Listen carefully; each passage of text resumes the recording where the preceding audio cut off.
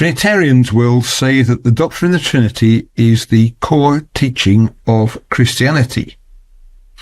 If this is the case, you'd expect an explanation of it somewhere in the Bible, but no such explanation exists, except that some Trinitarians say that there's a passage in the Authorised version, that's the King James version of the Bible, which they say teaches the doctrine of the Trinity. The evidence, however, is that that passage isn't original, and in this video we're going to show why we think that and what that implies for the doctrine of the Trinity. So subscribe, hit the notify button, and off we go. There we go. There's the passage we're talking about in the Authorised King James version of the Bible. It's quite long. It includes the word, there are these three that bear record in heaven, the Father, the Word, and the Holy Ghost, and these three are one. Now, if you have a modern version, you'll find that it's somewhat shorter. There are these three that testify, the Spirit and the water and the blood, and these three agree. Totally different. And the difference is the text there in yellow. That bit has a name. It's called the comma Johanneum, and that's the bit we want to think about.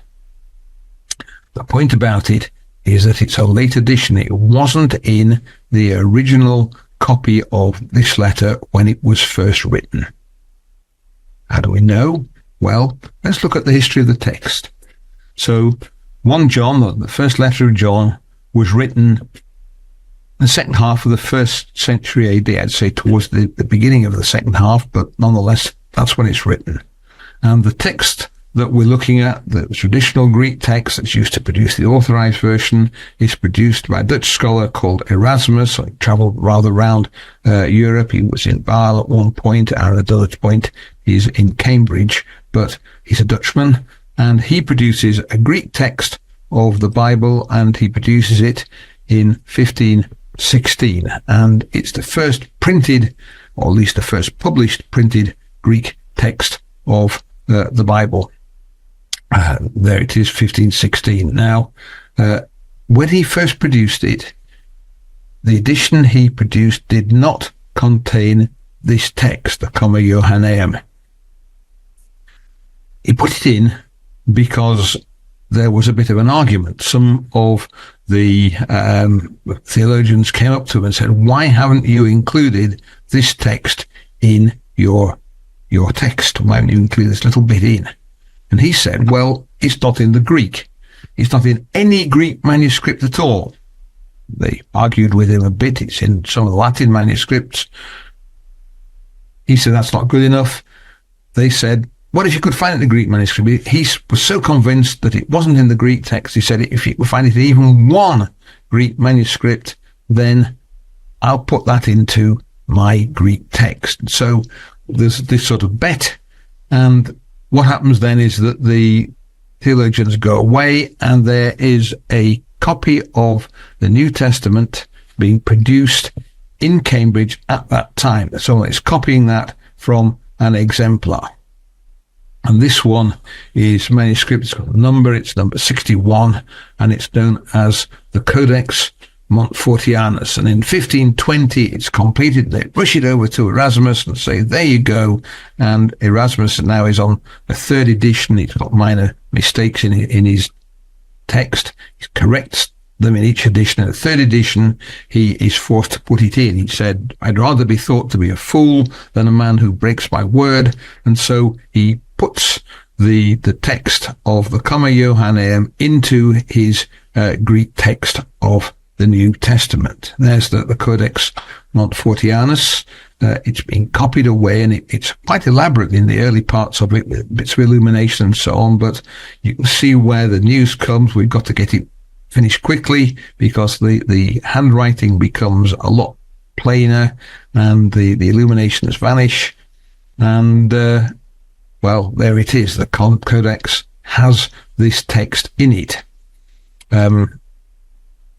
We know that the manuscript it was being copied from, that's called the exemplar, didn't contain that text, didn't contain this little extra bit, because if it had, they would have to take that and show that to Erasmus. They couldn't do it. So the comma Johanneum was not in the manuscript from which this copy was made. So Erasmus put it into his text. That is then continued through later editions, and when the printers start printing many, many copies and it gets established as the main text of the Greek New Testament for a couple of centuries, that text is in it thereafter. But it's something that was put in as a result of a rather unexpected bet by Erasmus against some other theologians.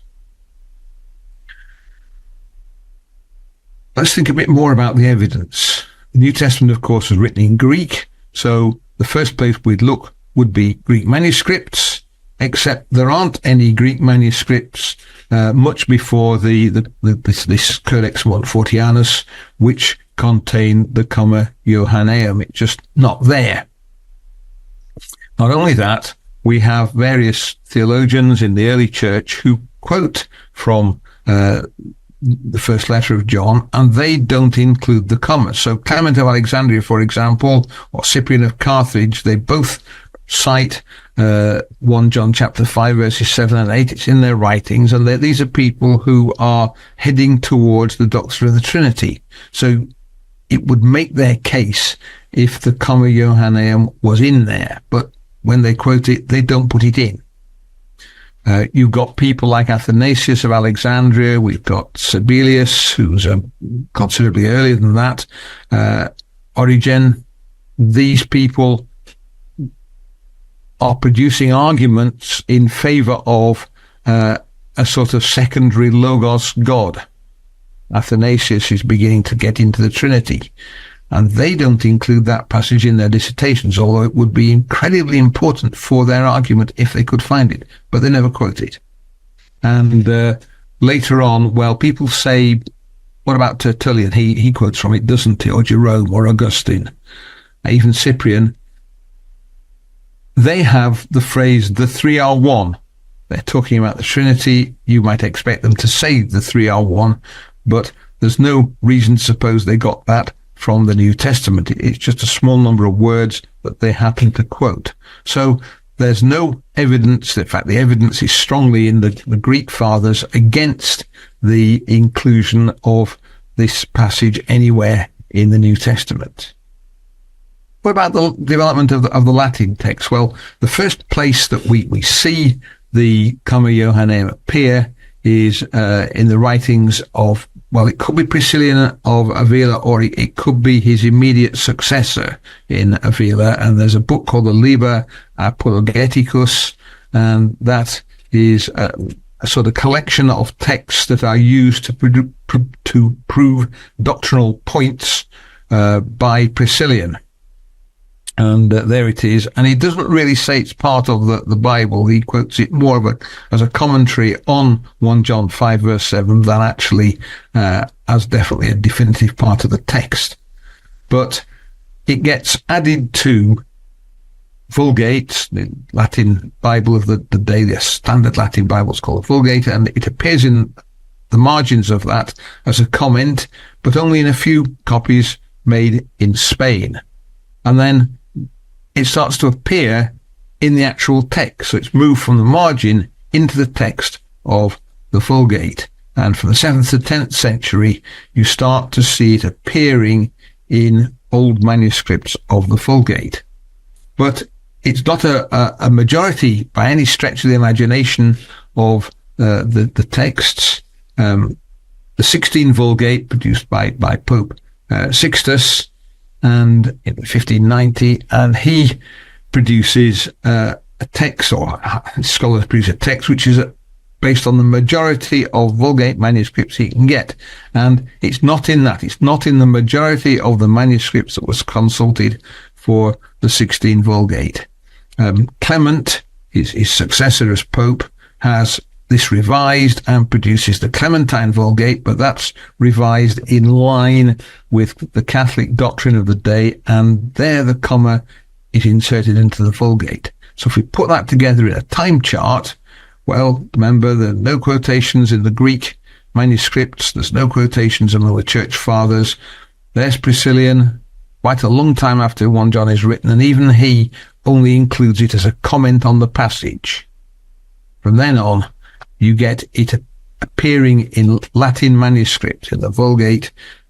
Gradually, the number that contain it gets bigger and bigger and bigger, but even by the time of the 16th Vulgate, it's not a majority yet. There's the Codex Montfortianus, just after Erasmus has produced his first Greek text. And, of course, there are another few produced after that. Now, there's an extra point here. The Codex Montfortianus clearly has a translation of the text from Latin into Greek. It's not translated very well. It produces something which is good Latin style, but very poor Greek style. Erasmus then tidies it up a little bit. It still shows signs of a Latin origin, but he has changed it a little bit to make it fit more the kind of text that you'd expect in the New Testament. And these other manuscripts, copied rather later, include it from the text of Erasmus, exactly as Erasmus wrote it, not as it is in the Codex Montfortianus. There's one other Greek manuscript that contains it. That's manuscript number 629. That one is Latin Vulgate, and next to it a Greek text. The Greek text is, well, it's got variations in it from the standard Greek text that everyone else has, where it's been altered to fit in with the Vulgate, which is on the other side of the page.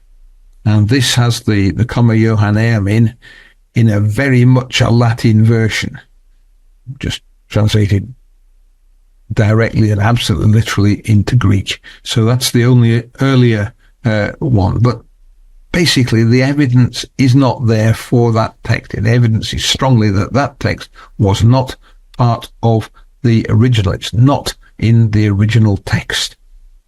It was added later, and we can go further than that. We can say it was added deliberately. People put it in there because they wanted the teaching that it gave. It's a deliberate alteration of the text of the Bible. So why would they do it? Why would a church scribe alter the text of the Bible to insert a verse about the doctrine of the Trinity? And the answer is because without a verse like that, there isn't a Trinitarian verse anywhere in the Bible that they can appeal to try and make some kind of explanation of the doctrine of the Trinity as it stood in the church. Are there any other examples? Well, we call things like that Orthodox corruptions. People change the text so that there's no mistake that the teaching they want to be in there, the teaching they think is orthodox, appears in the text of the Bible. They call those Orthodox corruptions, and there are actually quite a few places where that's been attempted. But what happens is that they tend to fail. Some scribe makes a change, and you find it's in one manuscript, occasionally in two, sometimes even three or four, but no more. The other people don't carry on the copying. Almost every time it's failed, but in this case, it succeeded for a while there it is in the Authorised version. There with Erasmus, he was forced to put it in, and because of printing, it spread well. So even there, it's failed because it's been spotted and taken out again. Of course, not every time the comma Johanneum stayed there for a long time. There's an issue with John chapter 1 and verse 18 with an Orthodox corruption in it now, and I don't know how long that'll last. But the point is, be careful. If something seems to be too good to be true, it probably is. So watch out for these apparently super Orthodox verses appearing suddenly in the Bible from nowhere. Well, I hope you enjoyed that. If you did, YouTube have thoughtfully put a button for you to press. So click on the like button. You can subscribe to the channel, where you'll find other videos on similar subjects. If you hit the notify button, you'll get notified when we have a new video. And you can always visit our website. There's the address up there on the screen, so it's worth a look. Even got a complete Bible exhibition in there.